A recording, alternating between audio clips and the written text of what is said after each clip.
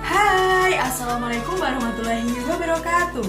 Perkenalkan kami dari kelompok 2 Manajemen Keuangan Syariah Fakultas Ekonomi dan Bisnis Islam YIM Tulungagung dalam mata kuliah Manajemen Keuangan Internasional. Di sini kami akan memaparkan materi mengenai bursa valuta asing. Oke, enjoy the video. Adapun macam-macam pokok materi yang akan kami bahas, yang pertama adalah macam-macam kurs falas dan bursa falas, yang kedua adalah mekanisme bursa falas, dan yang ketiga adalah faktor penentu nilai tukar.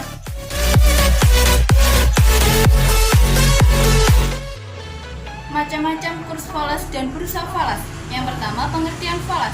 Falas atau mata uang asing adalah alat pembayaran luar negeri. Contohnya, bila mengimpor mobil dari Inggris, dapat membayarnya dengan pound sterling. Pound sterling merupakan valuta asing. Apabila kita menumbuhkan valuta asing, kita harus menukarkan rupiah uang asing yang kita butuhkan. Sehingga dapat disimpulkan bahwa falas adalah mata uang yang dikeluarkan sebagai alat pembayaran yang sah di negara lain dan memiliki catatan kurs resmi di bank sentral guna alat pembayaran luar negeri atau transaksi ekonomi keuangan internasional. Ragam falas. Negara-negara di dunia memiliki satuan mata uang yang berbeda. Namun, beberapa negara menggunakan nama mata uang yang satu walaupun nilai tukarnya berbeda. Misalnya, dolar digunakan oleh Amerika Serikat, Australia, Kanada, Singapura, Hong Kong. Mata uang kita adalah rupiah. Selain mata uang lainnya digolongkan ke dalam valuta asing. Dari beberapa banyak mata uang yang beredar di dunia, terdapat beberapa mata uang yang dipergunakan sebagai satuan hitung yang banyak dicari dalam perdagangan dan alat pembayaran internasional. Mata uang yang digunakan pada umumnya adalah mata uang yang berasal dari negara maju yang perekonomiannya kuat dan relatif stabil. Biasanya, mata uang tersebut sering mengalami apresiasi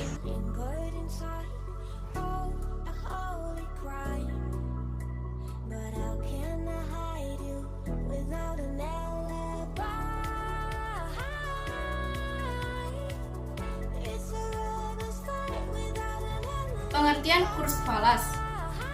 Kurs adalah perbandingan nilai mata uang asing terhadap mata uang dalam negeri, atau bisa disebut tarif dari pertukaran mata uang. Nilai kurs valuta asing sangat tergantung permintaan dan penawaran pada saat terjadi transaksi. Kurs disajikan dalam dua definisi. Yang pertama dinamakan US dollar equivalent, artinya menunjukkan satu unit mata uang asing yang dinilai dalam dolar Amerika Serikat. Kurs ini disebut juga sebagai istilah American terms, artinya jumlah unit dolar Amerika Serikat per unit mata uang asing. Definisi kurs yang kedua dari label currency per US dollar, yaitu 1 dolar Amerika Serikat yang dinilai dalam mata uang asing. Dengan kata lain, sejumlah mata uang asing per dolar Amerika Serikat, atau sering disebut istilah European terms. Macam-macam kurs falas, yaitu kurs beli, kurs jual, dan kurs tengah. Yang pertama, kurs beli. Kurs beli adalah kurs yang digunakan apabila bank cenger membeli valuta asing, atau apabila kita akan menukarkan valuta asing yang kita miliki dengan rupiah, atau dapat diartikan juga sebagai kurs yang diberlakukan bank jika melakukan pembelian mata uang valuta asing. Yang kedua, kurs jual adalah kurs yang digunakan apabila bank atau money changer menjual valuta asing, atau apabila kita akan menukarkan rupiah dengan valuta asing yang kita butuhkan, atau dapat disingkat kurs jual adalah harga jual mata uang asing atau money changer. Yang ketiga, kurs tengah adalah kurs antara kurs jual dan kurs beli, atau penjumlahan kurs beli dan kurs jual yang dibagi dua, atau bisa disebut kurs rata-rata antara kurs beli dan kurs jual. Macam-macam perbandingan mata uang asing atau kurs. Yang pertama, sistem kurs tetap, yaitu sistem kurs yang mematok nilai harga mata uang asing terhadap mata uang negara yang bersangkutan dengan nilai tertentu yang selalu sama dengan periode tertentu. Yang kedua, sistem kurs mengambang atau bebas, yaitu sistem yang ditentukan oleh kekuatan tarik-menarik faktor permintaan dan faktor penawaran terhadap mata uang asing. Yang ketiga, faktor kurs terkait atau mengambang terkendali, yaitu sistem kurs yang ditentukan oleh nilai tukar dikaitkan dengan nilai mata uang negara lain atau sejenis mata uang tertentu.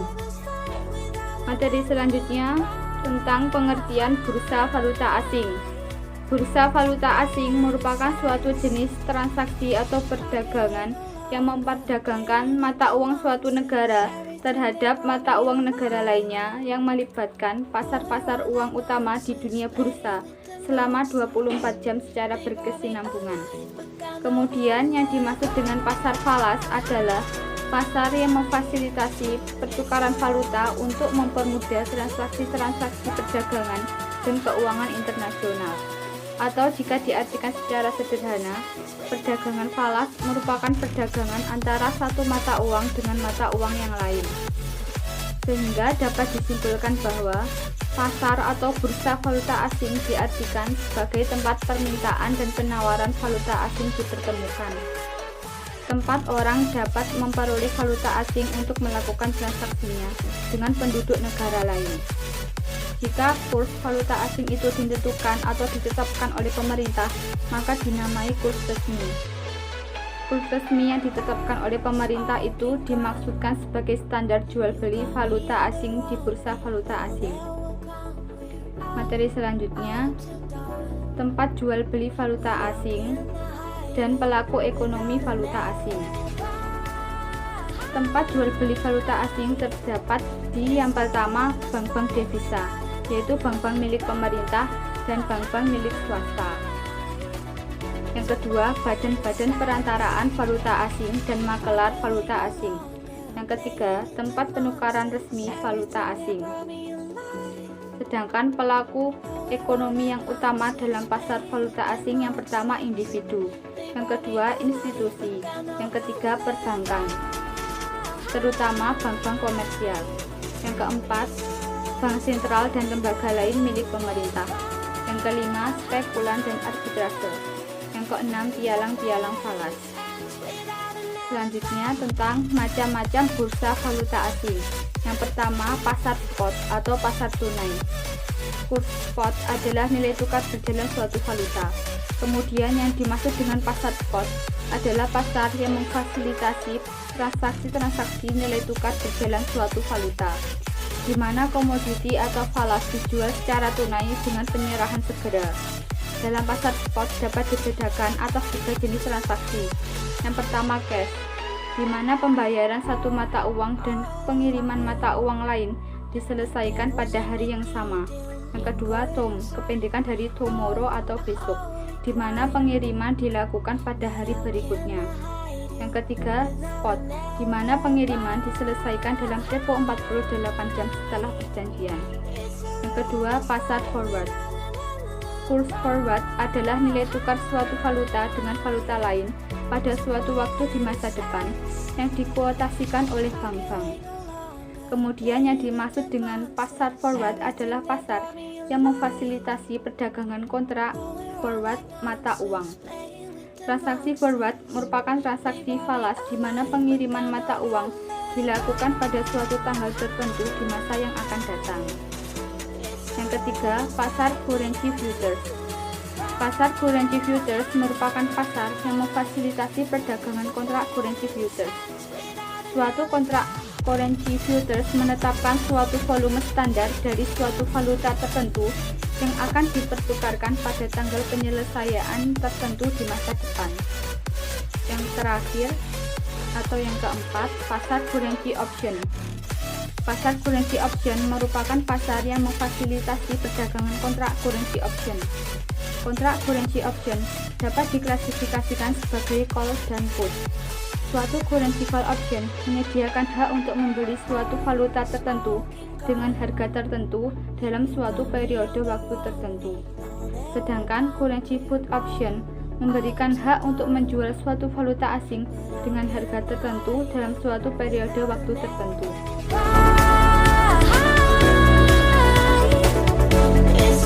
B. Mekanisme bursa falas.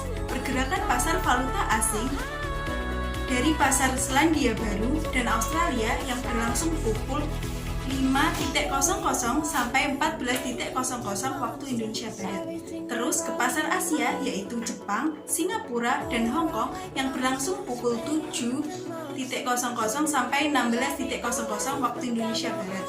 Ke pasar Eropa yaitu Jerman dan Inggris yang berlangsung pukul 13.00 sampai 22.00 waktu Indonesia Barat. Sampai ke pasar Amerika Serikat yang berlangsung pukul 20.30 sampai 10.30 waktu Indonesia Barat. Dalam perkembangan sejarahnya, Bank Sentral memiliki negara-negara dengan cadangan mata uang asing yang terbesar sekalipun dapat dikalahkan oleh kekuatan pasar valuta asing yang bebas. Menurut data tengah tahun dari Komite Bursa Valuta Asing, rata-rata perputaran pasar valuta asing dunia per hari pada April 2019 terbagi di antaranya 1.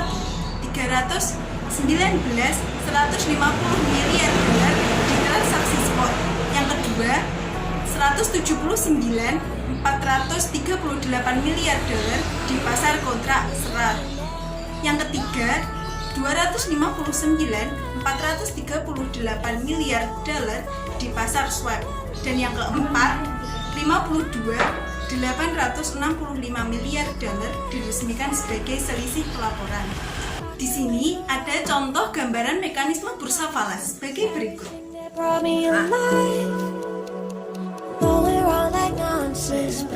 Keuntungan di pasar falas. 1. Transaksi 24 jam. Pasar falas berjalan 24 jam sehari selama 5 hari kerja dalam seminggu. Yang kedua, likuiditas. Pasar falas menjadi sangat liquid dan harga menjadi stabil dikarenakan banyaknya broker atau dealer di dalamnya. Yang ketiga, keuntungan dari kenaikan dan penurunan harga. Para tender dapat menarik keuntungan dan kenaikan harga, yaitu selisih antara harga beli dengan harga jual, harga penutup pada pemesanan beli. Yang keempat, rendahnya biaya transaksi. Secara online, biaya transaksi di pasar falas tidak ada, namun harga dikenakan biaya yang jumlahnya cukup beragam. Yang kelima, keuntungan dua arah. Ketika market naik ataupun ketika market turun dapat menghasilkan keuntungan dua arah. Kerugian di pasar falas dibagi menjadi dua. Yang pertama, resiko kurs pertukaran. Resiko yang ditimbulkan akibat dari naik turunnya nilai tukar falas. Yang kedua, resiko negara asal. Resiko yang muncul akibat campur tangan pemerintah yang mata uangnya diperdagangkan di pasar falas. Analisis penilaian resiko dalam perdagangan falas dibagi menjadi tiga, yaitu analisis teknikal. Analisis teknikal merupakan suatu upaya yang memperkirakan perusahaan suatu mata uang berdasarkan pada data historis seperti informasi dari nilai tukar mata uang. Yang kedua, ini analisis fundamental. Analisis fundamental berusaha untuk memproyeksikan pergerakan harga mata uang di masa yang akan datang dengan mengestimasi faktor-faktor fundamental yang mempengaruhi pergerakan mata uang di masa depan. Yang ketiga, analisis sentimen pasar. Analisis sentimen pasar lebih menekankan kepada insting investor untuk mengetahui dan mengamati tren pasar yang terjadi. Apakah pasar valuta asing sedang mengalami burst atau crashing?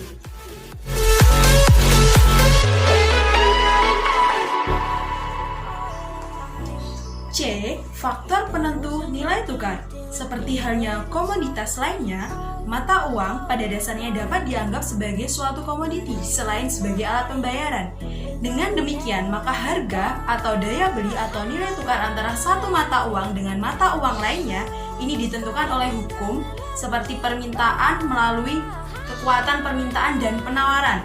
Nilai tukar atau kurs mengukur suatu nilai valuta dari perspektif valuta lain. Artinya suatu kurs ini dapat mengukur suatu valuta yang dapat dilihat dari valuta yang lain.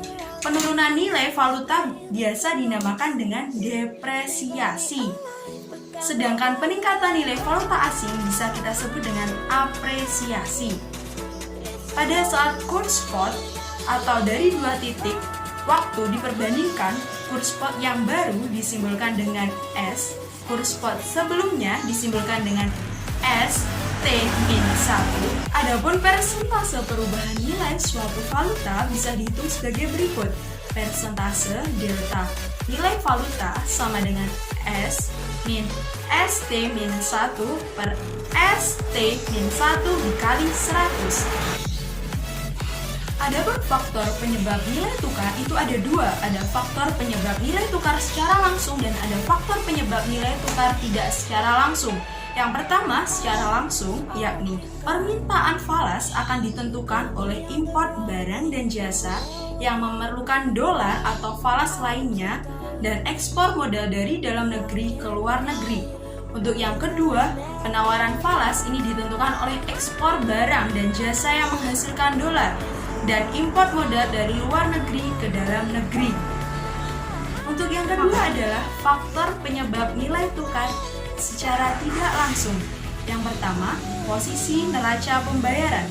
Pada neraca pembayaran memiliki konsekuensi terhadap nilai tukar rupiah. Artinya, posisi neraca pembayaran suatu negara ini dapat menyebabkan perubahan permintaan nilai tukar terhadap mata uang lainnya. Untuk yang kedua adalah tingkat inflasi. Dengan asumsi faktor-faktor di luarnya tetap adalah ceteris paribus, kenaikan tingkat harga akan mempengaruhi nilai tukar mata uang suatu negara. Yang ketiga adalah tingkat pendapatan nasional. Tingkat pendapatan nasional hanya akan mempengaruhi nilai tukar melalui tingkat permintaan dolar atau falas lainnya. Yang keempat adalah kebijakan moneter. Kebijakan pemerintah untuk mempengaruhi kegiatan ekonomi dapat mempengaruhi pergerakan kurs. Artinya, kebijakan moneter dari suatu negara, misal negara Indonesia, ini akan mempengaruhi permintaan negara itu terhadap kurs falas. Yang kelima adalah ekspektasi dan spekulasi. Ekspektasi adalah pengharapan pasar atau market expectation di kondisi mendatang.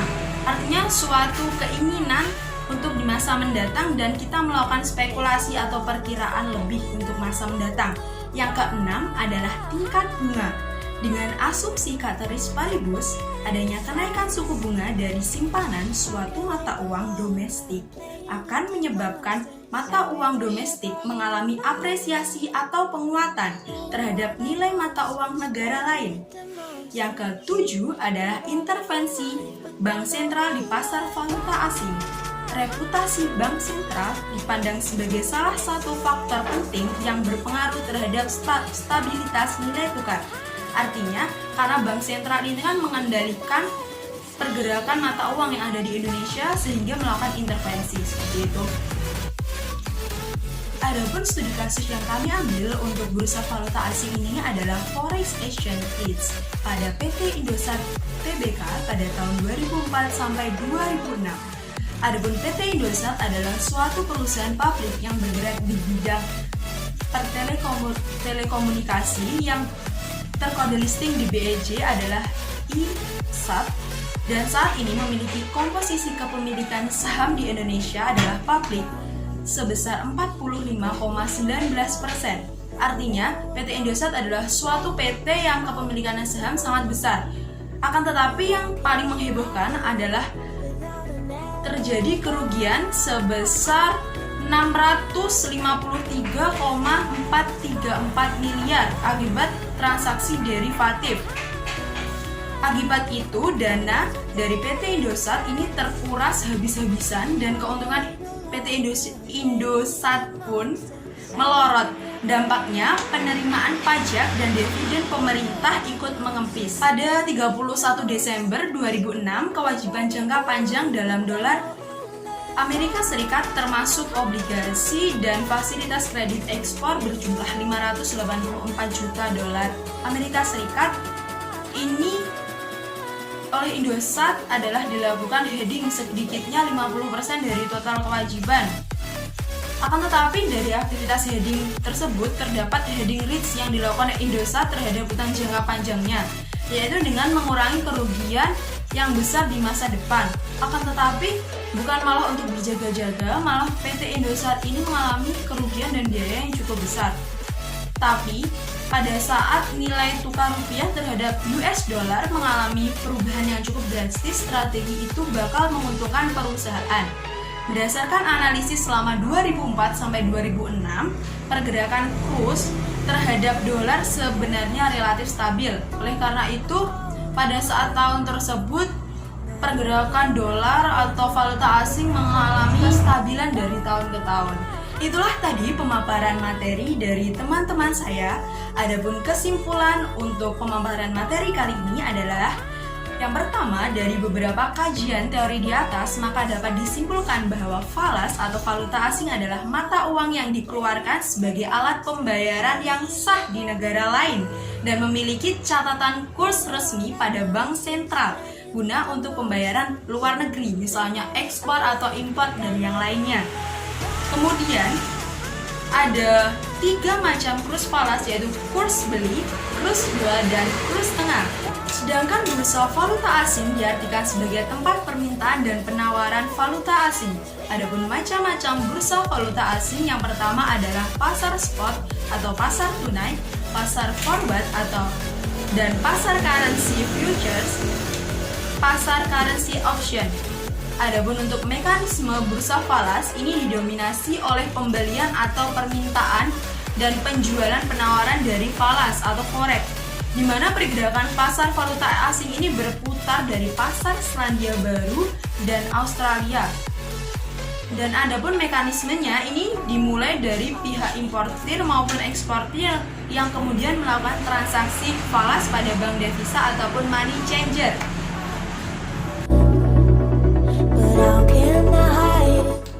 Oke, itu tadi pemaparan materi dari kelompok kami. Dan terima kasih telah menonton video kami. Semoga bermanfaat dan sampai jumpa di video selanjutnya. Wassalamualaikum warahmatullahi wabarakatuh.